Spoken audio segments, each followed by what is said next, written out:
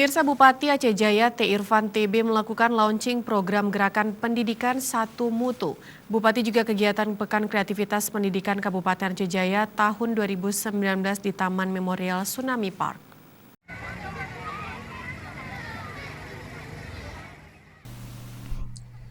Kabupaten Aceh Jaya secara konsisten telah menetapkan pengembangan sumber daya manusia atau SDM menjadi kebijakan prioritas dalam pembangunan. Karena dengan meningkatkan kualitas SDM menjadi pemicu terhadap kecepatan dalam mewujudkan kesejahteraan.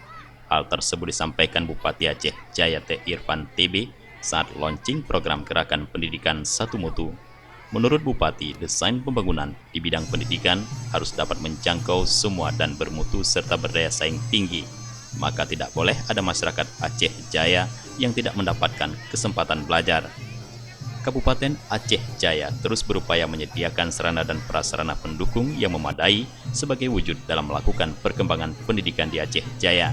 Semakin sempurna berlangsungnya proses pendidikan, maka semakin baik pula mutu dan daya saing SDM yang dihasilkan menjadi maksimal.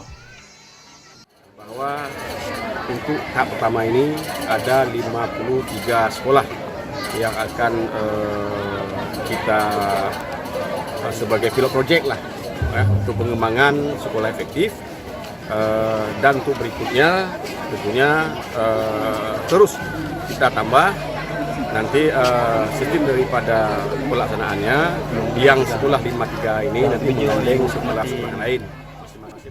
Sementara itu, Kepala Dinas Pendidikan Provinsi Aceh Dr. Handes Rahmat Fitri Hadi MPA mengatakan, program gerakan pendidikan satu mutu yang digagas oleh pemerintah Aceh Jaya merupakan upaya percepatan pemerataan mutu pendidikan yang pantas disebut sebagai langkah inovatif.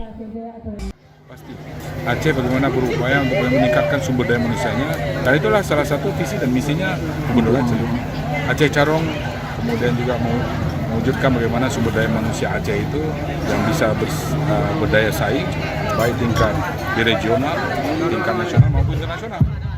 Gerakan ini membuktikan bahwa Aceh Jaya memiliki kemampuan inovasi yang lebih baik dalam upaya pengembangan dan peningkatan kapasitas SDM melalui pendidikan.